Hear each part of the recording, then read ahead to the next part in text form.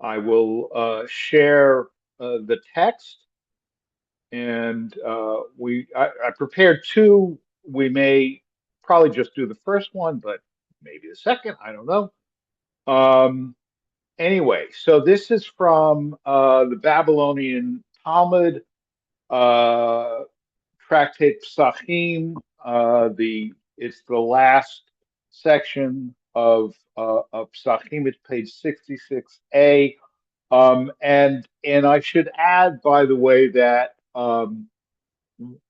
when I'm doing a screen share with this computer, so I can't see anybody but the person who's speaking, which is usually me.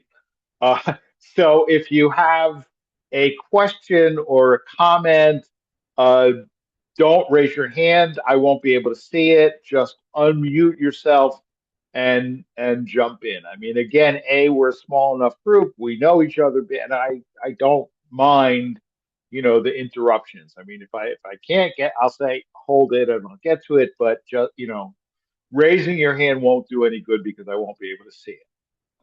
All right. So here is the question. So this is a text that reflects an occurrence when the temple stood. Okay, now having said that, the Gemara was not codified until hundreds of years later. Not sure exactly when, but sometime between the year 500 and 600 of the Common Era, most likely. So more than 400 years after the events described here took place. So the historicity of it, who knows? Okay, but it is a text that reflects a reality of the Second Temple. How do we know that? Because it's talking about because it's talking about sacrificing the Korban Pesach,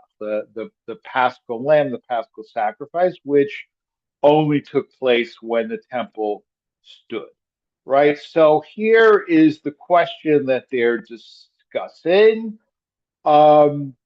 The 14th of Nisan, that particular year, falls on Shabbat. Okay, the the 14th of Nisan. So, um, today, right? I mean, Pesach, the holiday that we know as Pesach, and I was actually asked this question at some point during the first 2 days. Somebody asked, I don't remember who, asked why in the prayers, like in the Yale V'Yavo and in the Kiddush, it calls this Hag Hamatzot, right? Hag Hamatzot and not Hag HaPesach.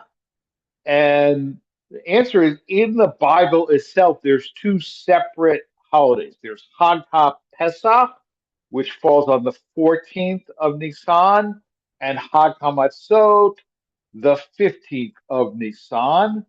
Um, Hag HaPesach is the day, because Pesach in the Torah doesn't mean Passover. It means Korban Pesach. It means the Paschal lamb. Okay, so the Paschal lamb was sacrificed on the 14th of Nisan. I mean, today, in the absence of the temple, the 14th of Nisan is the fast for the firstborn, Tanit Bechorot, which is uniformly overrid by having a siyum, and it is the day that you're running around, like crazy, getting ready for Pesach, cooking your food for the Seder, setting the table, whatever it is that you do to get ready for Pesach. And then at night, that's when Pesach starts. But when the temple stood, the Paschal lamb was sacrificed on the 14th, Ben Ha'arbaim. Okay, so towards evening in the afternoon, probably according to Josephus anyway, between the hours of 3 p.m. and 6 p.m. Okay, so here is the question that they're dealing with. What happens if the 14th of Nisan falls on Shabbat? Okay. Do you sacrifice the Paschal lamb anyway, or do you do it on the 13th, the day before, or maybe conceivably on the 15th instead, although that would be more problematic, but either one is actually problematic because you really, I mean, you're supposed to eat, you're supposed to roast and eat the Korban Pesach on the 15th. Well, I mean, you're supposed to eat it. It's actually roast. It's slaughtered and roasted on the 14th, and then immediately eaten on the 15th, which obviously you couldn't, your timing would be messed up if you had to slaughter it also on the 15th. If you had to slaughter it on the 13th, that's also not ideal because they don't have refrigeration back then. Um, but they didn't know whether they should slaughter it on the 14th anyway, even though it's Shabbat. And nowadays, the 14th of Nisan falls on Saturday. So, in other words, the first Seder would be Saturday night, um, which, even for us is somewhat complicated. I mean, for those who, observe Shabbat, right? Because if the first Seder is Saturday night, all of the running around that you normally do you can't do on Shabbat, right? And actually the fast of the firstborn is not Friday, it's actually moved to Thursday. Anyway, it's complicated, but that happens around once every 9 years or so, but it's not routine. I think it doesn't happen again until 2045. So for most of us, that's not something that we're going to worry about. Um, but because the nursing home will take care of Pesach for us by then. Um, but so that's the issue, and they don't know because apparently it's hasn't happened in a long time. Okay, so our rabbis taught in a baraita. What a baraita is, a teaching that is from the time of the Mishnah. It's in Mishnaic Hebrew, but it didn't make the final cut into the Mishnah. Okay, but so that's how this section of the Gemara starts. Our rabbis taught in a Baraita. This law was forgotten by the sons of Batira, Bnei Batira, who were the halachic authorities at that time in the Second Temple. Bnei Batir actually means like the later ones, because they were towards the end of the period of the existence of the temple. So they were in charge, but they didn't know. They had forgotten whether you go ahead and do the Korban Pesach on Shabbat or not. One day, the 14th of Nisan fell on Shabbat, and they forgot and didn't know if the slaughter of the Paschal lamb overrides Shabbat or not. They asked, is there anyone who knows if the Paschal lamb overrides Shabbat or not? And you will notice that I translated it myself. It's my translation is very repetitious. It kind of saying, if the Paschal lamb overrides Shabbat or not? I'm trying to replicate the language of the text itself, and in the Hebrew text it says, "Im korban pesach doche et hashabbat im lav." Okay, so I'm translating kind of like almost mechanically rather than worrying about like how does it like sound literarily. Okay, so is there anyone who knows if the Paschal lamb overrides Shabbat or not? They were told there is someone who came up from Babylonia named Hillel, who was a disciple of the two great sages Shemaiah and Avtalion, and he knows if the Paschal lamb overrides Shabbat or not.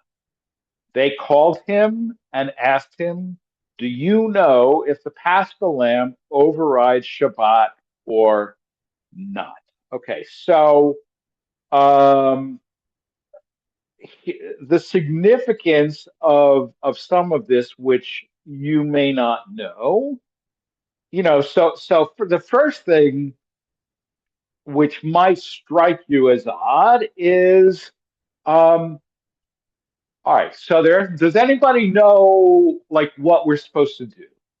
And they say, well, this guy knows what we're supposed to do, right? They don't say what it is, all right? Apparently, they themselves, whoever the they is, they themselves don't know what it is we're supposed to do, but they know that there's this guy who does know. Okay. And I mean, I don't know if you've ever been in such a situation where, like, you require some information and you don't know what it is, but you know that if I ask this certain person, they'll know. Okay. I mean, I had that situation once in rabbinical, it doesn't matter. But so they talk about this guy, Hillel, who came up from Babylonia, and he was a disciple of Shemaiah and of Talion. Okay. So he was a disciple of Shemaiah and of Talion. That's relevant because that's how you get to be a sage or a rabbi back then, although he's never called Rabbi Hillel. I mean, you see it sometimes in English, Rabbi Hillel said, da da da da da. In the Talmud, he's never called Rabbi Hillel. He's just called Hillel because actually the title rabbi hadn't come into use yet. But you learn by essentially apprenticeship. So he was an apprentice of Shemaiah and of Talion, and that's how he learned this stuff. Now, what is the relevance of the fact that he came up from Babylonia? Okay, this is a subtle point that you may not get, but it's relevant to this text, and in some ways, it's kind of relevant to today as well. You want to take a crack at it? I don't want to take a crack at that, but I Go might ahead. I might have been daydreaming or something. But so I missed it if you mentioned this. But I thought Shabbos takes precedence over anything else. In other words, what we would if we wouldn't do it on Shabbos, and we won't do it no matter what the holiday is. Well, I mean, not necessarily. I mean, like, yes, in general, you're correct. Okay, in general, you're correct, which is why they have this dilemma, right? But there are certain things that we do on Shabbos. I mean, the two that I can think of is that we're not supposed to fast. You don't fast on Shabbos, right? So if a fast day falls on Shabbos, it's moved, except Yom Kippur, right? If Yom Kippur falls on Shabbos, it falls on Shabbos and you still fast. As opposed to like Tisha B'Av, if it would fall on Shabbos, it's moved to the next day, okay? Mm. Or any of the minor fasts, right? But also a bris, right? A bris still takes place on Shabbos. If the baby is born on Shabbos, then the bris is the next Shabbos, and it still is done on. So there are precedents, okay? But so that's precisely why they don't know. I mean, so your question is actually like ideal, right? Because they don't know, because generally we don't override Shabbos, but there are some things that we do override Shabbos for. Okay, now the point about him coming up from Hillel is Is that, in that other words, the from Hillel intellectual coming up center from of Judaism? Babylonia. What? The intellectual center of Judaism was in Babylonia, not in the land of Israel. Not at the time. Not at that Not at that time. time. Yeah. Not at that time. Okay, he was an immigrant. Okay, he was an immigrant, and they looked down on immigrants. Hard to believe, right? But they looked down on immigrants. Having come from Babylonia, he was like second class, shouldn't, not really fit for leadership, et cetera, et cetera. But nobody else knew, and he He knew. Okay, so they know at this point, they know that he will know, but they don't know what the law is. Okay, so now let's learn.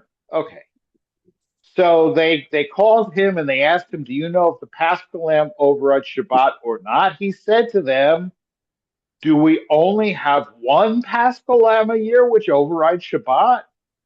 Don't we have more than 200 Paschal lambs a year which override Shabbat?" They asked him what he meant, right? In other words, he's saying, right? I mean, he's kind of like saying it's a dumb question, right? We have 200 Paschal lambs a year, which override Shabbat. 200, and they said we have no idea what you're talking about. And he says, Scripture says at its proper time for the Paschal lamb, and it says at its proper time for the daily sacrifice. At its proper time, b'mo'ado, at the right time, right? In other words, what is he saying? Let's get back to your question, right? There are certain things that we do on Shabbat, even if it's a thing that normally we wouldn't do, right? And Hillel say because it says b'moado. Okay, all right, and we know, and they knew that the olat tamid, the daily sacrifice, was done on Shabbat, and they know that. Okay, and obviously there are a lot of things involved in doing the daily sacrifice that would be Shabbat violations, right? Like slaughtering the lamb, right? Normally we do not perform slaughter on Pesach, right? Tending to the fire. We don't tend to, I mean, on Pesach, we don't slaughter a lamb on Shabbat. We don't tend to a fire on Shabbat, right? We don't butcher animals on Shabbat. We don't cook on Shabbat, right? But I mean, all of those things are involved in the daily sacrifice. And we all know, and that is to say, all of his listeners know, that we do that on Shabbat, even though it's Shabbat. Why? Because in the Torah it says that the korban tamid, the daily sacrifice, must be done b'mo'ado, at its proper time. Yeah, Leslie. Well, I thought, I'm sorry if these are dumb questions, but I thought that they did an extra sacrifice on Sabbath. They did, exactly. They Well, did the did they daily kill? sacrifice.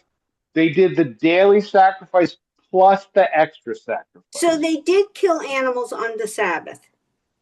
They did. In the temple, they absolutely did. In the temple, they did for the purpose of the daily sacrifice and the extra sacrifice. Okay, now I thought you just said that they wouldn't slaughter an animal on the Sabbath. Normally, not. In other words, if you are just like Leslie, let us assume that you are a sheep farmer, okay, or a poultry farmer, okay, and it's Shabbat, and you're hungry, and you open up the refrigerator. Oh, gee, there's nothing in the fridge. Let me go out and get one of my lambs and shecht it, and you can't do that on Shabbat, okay? In other words, there are certain things. Here's what we know. There are certain things that were done in the temple on Shabbat that would not be done otherwise. Okay? The question is, what are those things? Like, for example, right? We don't blow the shofar on Shabbat. When the temple stood, they blew the shofar on Shabbat, if Rosh Hashanah fell on Shabbat, okay? Et cetera, et cetera, et cetera, right? So, but that's precisely where we get the 200 sacrifices that override Shabbat, because you've got the daily sacrifice is two lambs, one in the morning, one in the evening. And the Musaf sacrifice is also two, one in the morning, right? So that gives you four sacrifices that were done every Shabbat. 4 times 50, right? Gives you 200 sacrifices a year that overrode Shabbat. Okay. Why do we do it on Shabbat? Because it says in the Torah, b'moado. And it says regarding the Korban Pesach also, b'moado. Okay, so this is what's known in like Talmudic reasoning as a gzera shava. Gzera shava means same word, right? In other words, if you have two things that the Torah uses the same word for them, we know they have something in common. All right, what is the something in common here? It says b'moado on the daily sacrifice, and it says b'moado on the Korban Pesach. We know that the daily sacrifice overrides Shabbat. Therefore, we know that the Korban Pesach also overrides Shabbat because it says b'moado. Okay, so that's a gzera shava. Okay, if people ever came like to Daily Minyan on time, they would see the Baraita of Rabbi Ishmael, where he talks about the 13 exegetical principles, and one of them is Gezerah Shava. Okay, another one, which we're going to get to now, is all right. So just as at its proper time, B'moado overrides Shabbat for the daily sacrifice, so in its proper time, b'moado overrides Shabbat in the case of the Paschal lamb. And furthermore, it is an argument a fortiare kal v'homer. Okay, kal v'homer means like from, it's a if, then certainly that. In other words, like, all right. So let's say in the Torah it forbids, there's like an explicit verse that says you're not allowed to steal bagels. All right. But there's no explicit verse that says you're not allowed to steal bicycles. Right. So now you come to me and you say, Rabbi, is it allowed to steal bicycles? And I'll say, obviously, it's not allowed to steal bicycles, right? Well, how do you know? Where does it say that? Well, it doesn't explicitly say that, but it's a kal v'homer. Okay, you're not allowed, it says explicitly you're not allowed to steal bagels. So if it says you're not allowed to steal bagels, then for sure you're not allowed to steal bicycles. Why? Because bicycles, A, are more expensive than bagels, right? And B, bicycles have two round things, whereas bagels only have one round thing, right? So that's a kal v'homer, right? Or Rabbi, am I allowed to, am I allowed to kill my mother? She's driving me nuts. Obviously not. Why? Because you're not even allowed to hit your mother. If you're not allowed to hit your mother, you're certainly not allowed to kill your mother. Okay? That's a kal v'homer, right? So what's the kal v'homer here? Okay, the kal v'homer is that the Korban Pesach is of a higher level than the daily sacrifice. How do we know? Because the Torah says if you don't do the Korban Pesach, you are karet. You are cut off from your people. Okay, and it doesn't say that about the daily sacrifice. There are certain things that in the Torah says if you do this or if you fail to do this, karet yikaretu, right? You will be cut off. Hanefesh hahi yikaret me'ameha. You will be cut off from your people. That is like the worst thing um, imaginable, right? It's even worse than the death penalty, okay? Because it's like so bad that the death penalty isn't even enough. So it's like instead of being executed by human beings, you're executed by God, and it's like permanent. Okay, so we know that the Korban Pesach override Shabbat because it's like it's more important, or failing to do it is a worse sin than failing to do the daily sacrifice. Okay, so oh, cool, you know all this stuff. So we're going to make you the head of the academy, right? Immediately they sat him down at a place of honor and appointed him the head of the academy. He began to teach all day long about the laws of Pesach. Then he started to berate them. What was it that made it necessary for me to come up from Babylonia and be the head of your academy, right? In other words, why have you fallen to such a low level that you have to put an immigrant in charge of your yeshiva?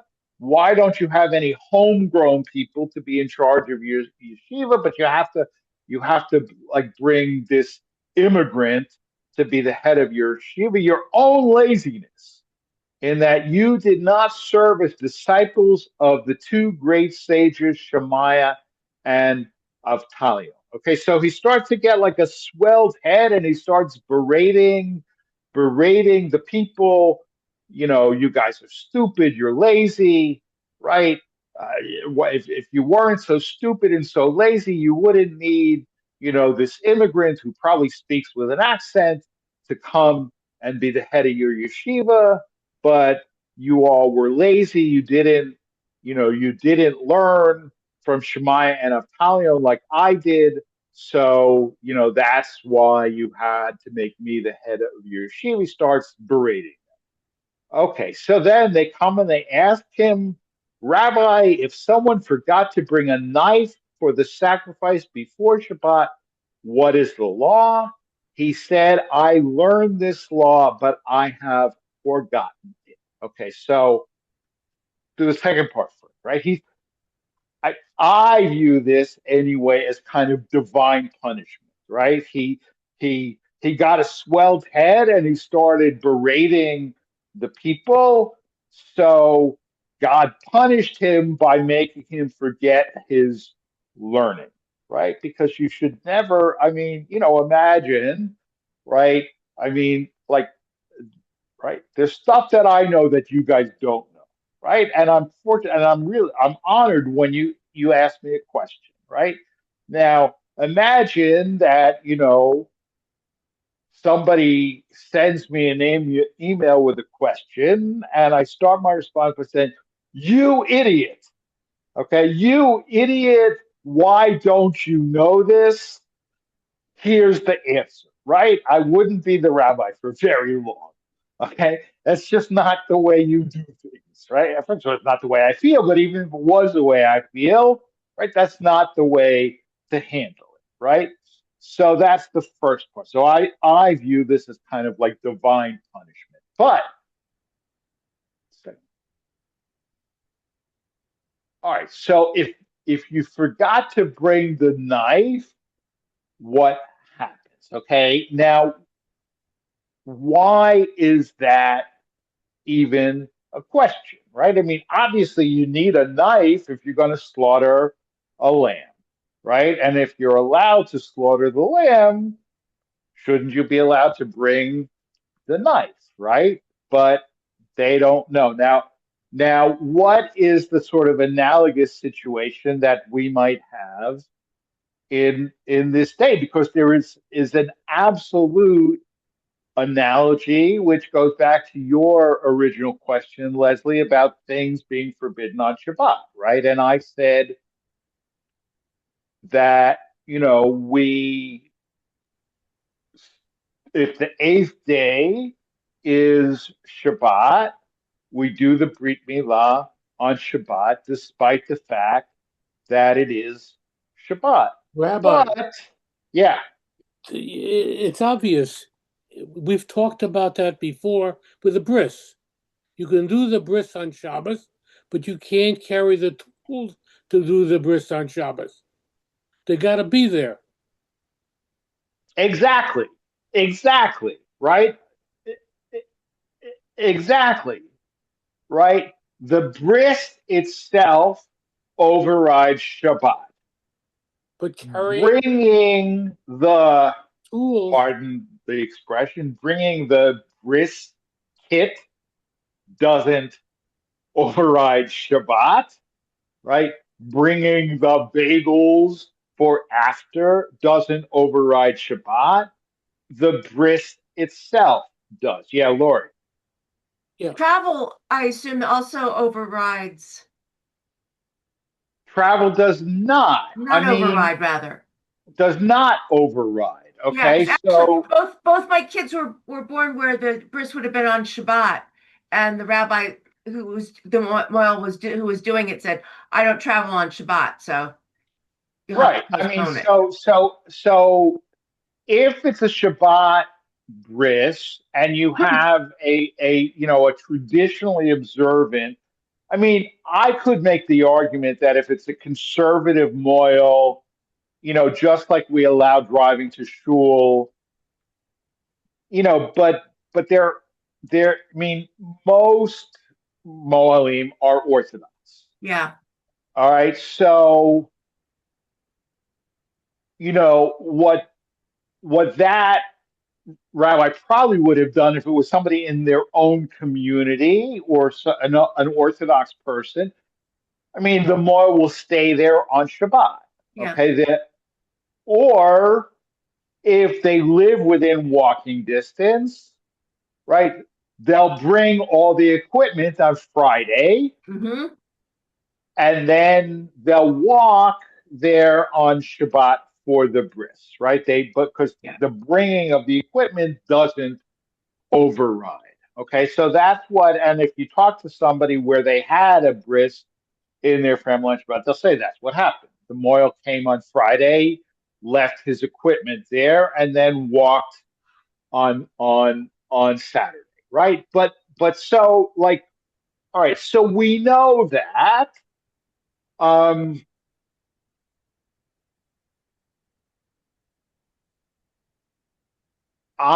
if I know that I am going to sacrifice the lamb on Shabbat when the 14th of Nisan falls on Shabbat, I should also know that I have to bring the knife before Shabbat. I have to bring it on Friday afternoon, right? But here is a situation where they already don't know, right? They've forgotten all of the laws. So, but that's really the question: is all right. So I'm su- I'm supposed to have brought the knife before Shabbat, but I didn't. Okay, I was supposed to have brought the knife before Shabbat, but I didn't. In the same vein that a moil would say, I was supposed to bring the equipment to your house before Shabbat, but I didn't. Okay, so now what happens? Okay, and I would say, like in the example of a bris, the im would be well. Then it's going to take place on Sunday, right? But here, so Hillel is at right. So I know, like I should have brought the knife for the sacrifice before Shabbat, but I didn't. Okay, so what happens? And Hillel says, I learned this law, but I have forgotten it. Right? In other words, and again, I mean, I certainly have had these situations where somebody asked me, I said, I know that I was taught this. All right. I know that I used to know this, but I forgot. Right. I was taught this, but I forgot. Okay. So that's what Hillel says, right? I learned this law, but I have forgotten it, but leave it to Israel. If they are not prophets, they are the sons of prophets. Okay, in other words, the Jews will know what to do, right? They if they're not prophets, they're the sons. The Jews will know what to do. And the next day, anyone whose paschal offering was a sheep stuck the knife in its wool, right? Because a sheep has like thick wool, so you could like stick the knife in, not in the flesh, obviously. You're not going to cut the sheep before it's sacrificed, but the sheep, as the wool is thick enough, you can stick the knife in. All right, so if the offering was a sheep, they stuck the knife in its wool, and if it was a goat, they tied the knife between its horns, and he saw their actions and said, "This is what I learned from Shemaiah and of Talion." Right? In other words, yes, they're doing precisely what they're supposed to do, which I should have known, but I had forgotten. Okay, now two things going on here. One of them like obvious and one of them less so. In other words, first of all, so how does this solution, how does it solve the problem?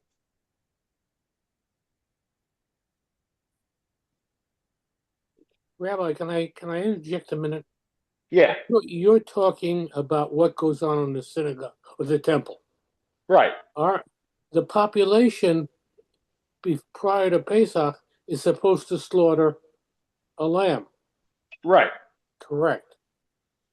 Does that lamb have to be slaughtered on the 14th, or could it be slaughtered on the 13th for the general population? Well, okay, so it's supposed that's precisely that's But, you, precisely their question, right? That's but, precisely but you're what talking they about the don't know. temple. You're talking about the temple, right? Right. Right. I mean, it's not a relevant question for us because we don't slaughter it at all now. But when the temple stood, they slaughtered it, but they slaughtered it at the temple. Okay. And and that's what they don't know, right? Should I slaughter it on the 14th, even though it's Shabbat, or should I do it on the 13th? The problem with the 13th is twofold, right? One is that it's supposed to be on the 14th, right?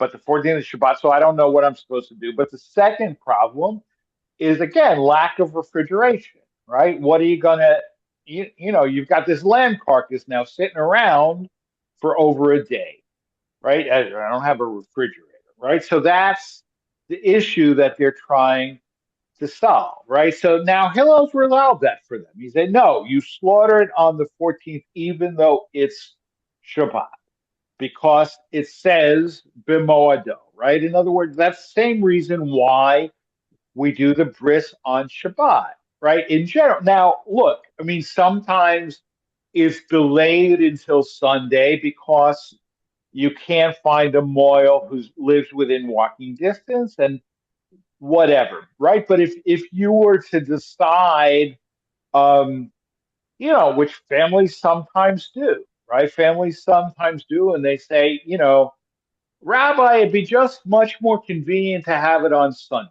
Okay, what they mean is if they have it on Sunday, it's easier to have, you know, fresh hot bagels rather than bagels that have been sitting around for a day getting stale, right? And it's more, right? It's just more convenient to have it on Sunday. Or the bris was supposed to be on Thursday, but they wanted to delay it to Sunday because people don't want to take a day off from right.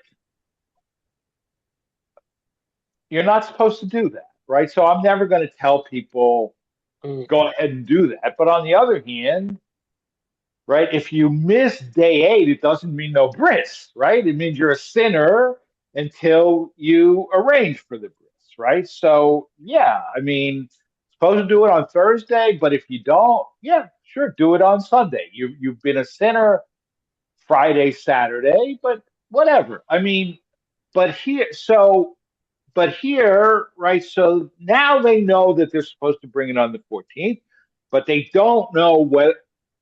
I bet I forgot to bring the knife. What do I do? Okay, and they know that they're not allowed to bring the knife, right? So Hillel says, well, they'll know what do they do?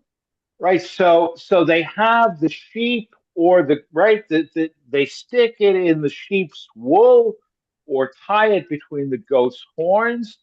And and how does that solve the problem? How does that solve the problem? The tools are with the animal. The tools are with the animal, right? Because the prohibition on carrying on Shabbat apply, and I'm frankly not sure because I would assume that there was an Eruv in Jerusalem, right? But also maybe you're just not allowed to touch these things on Shabbat because they're instruments of death, right? So I'm not sure precisely what the problem is, but clearly they perceived a problem, right? But right, the prohibition is on a human being, specifically a Jewish human being, carrying this knife to the Temple Mount, right? There is no prohibition on the animal carrying it, right? I mean, like, if your dog picks up a stick on Shabbat, hey, put that down, right? You're not allowed to carry on Shabbat, right? I mean, no, I mean it's a dog, right? So the sheep or the lamb is carrying and not the person, and that resolves the issue of the Shabbat violation, right? Now, that's the first thing. The second, I have to tell you that I see something else at work here, okay? Because, all right, I don't know. How many of you have ever been to a Catholic Mass? Okay. At a certain point, right, the priest says, Christ, our Passover, is sacrificed for us, right? And people talk about being cleansed by the blood of the Lamb, da da da da da, right? I mean, in Orthodox Christian theology, by Orthodox I mean normative, I don't just mean Eastern Orthodox, because certainly is true in Catholic as well, and various forms of Protestant, right? Jesus's death is the Korban Pesach. Okay, Jesus is the Korban Pesach. That's why it's called an altar. It's called an altar. It's called the sacrifice of the Mass. Okay, but it's permanent. All right, so they don't need that anymore because they have Jesus instead. Right now, Jesus, right, Good Friday, right? Jesus carried his own cross, right? Jesus carried his own cross, and here you have the Korban Pesach carrying the knife with which it will be slaughtered, right? I mean, I see that as a 100% parallel, right? Jesus, the Paschal Lamb, carries the instrument of his death to the place of slaughter, right? The literal Paschal Lamb carries the instrument of its death to its place of slaughter, okay? And so I don't know whether the Christians got it from this, or we are saying, to the Christians, everything you have, we have too, right? Which is a motif, right? Because everything they have, they got from us, right? They altered it, they transvalued it, they universalized it, whatever, right? But they got it from us. So I see, I mean, it is clearly a parallel. Okay. Whether it's an intentional parallel, I don't know. Whether this came first or that came first, I also don't know. But the parallel, at least to me, the parallel to me is clearly there. All right. Any questions or comments on Yeah, what we just? Yeah, Lloyd. you kind of referenced the idea that all the slaughtering was done within the temple for Right. everybody. And I guess I'm ignorant of what the temple complex looked like. Did they have corrals? How did they keep all these animals? How did they bring all the animals in? All that. Uh, it's it's more than my mind slaughtering. It's what you're allowed to do to bring the slaughter to the temple. Can you Yeah. hide the? All right. The answer is what I don't know. I mean, it's just not, I don't have the sufficient expertise, right? I mean, we certainly have contemporaneous accounts, okay? Because Josephus wrote about this, okay? And Josephus lived while the temple stood, okay? So you could look it up in Josephus. I mean, I'm sure elsewhere in the Talmud it would describe it as well, but but even if you look at the Gospels, right? I mean, so Jesus is mad because there are money changers in the temple, right? And so he overturns their soul. Well, why are there money changers in the temple? There are money changers in the temple because there are Jews all over the world, right? I mean, look, right? I mean, Josephus wrote in Greek, right? Why did he write in Greek? Okay, I mean, I'm not sure if he was from Alexandria, but there was a massive Jewish community in Alexandria who spoke Greek, right? That's why we have the Septuagint, right? And they would come to Jerusalem to make the Paschal sacrifice, bringing with them drachmas, not shekels, right? Are they bringing a lamb with them from Alexandria? No, they're bringing drachmas, and then they have to change them into shekels so they can buy a lamb in Jerusalem, right? So we know, I mean, this for sure we know, right? We know that there were livestock dealers in Jerusalem and money changers to facilitate that commerce in lambs. I mean, the Torah is explicit, right? Torah is explicit when it says when you come up to Jerusalem, if you live too far away, right, then don't bring the actual sacrifice. Bring money and buy it when you get to Jerusalem. Okay. So yes, they have, right. And I am sure that it was, would have been like perceived as unsanitary, right? Because you've got a lot of animals, right, who are alive and then they're slaughtered and then, right. It's like not for the faint heart, but the kind of details that you're asking, I just don't know. Okay, I would look in the first place I would look would be in Josephus, because I'm sure because he described all of these things. Um, what I will tell you is if you want to get some sense of what it is, because the Samaritans still do this, okay, and it used to be like back when it was like not risking your life. It used to be like a popular thing for Israeli Jews to go to Nablus, Shem, where the Samaritans live, and observe the Samaritan Passover sacrifice. Okay.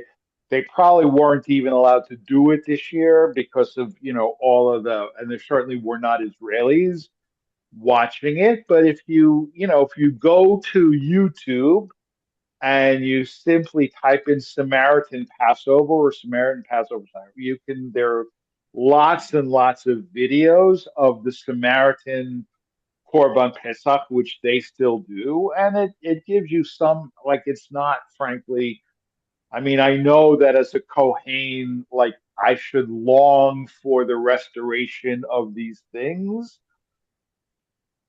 I don't. Okay. I mean, having said that, Kohanim stopped doing it at age 50, so not something I would, but, it's frankly not for me, right? It's why I'm a rabbi and not a doctor.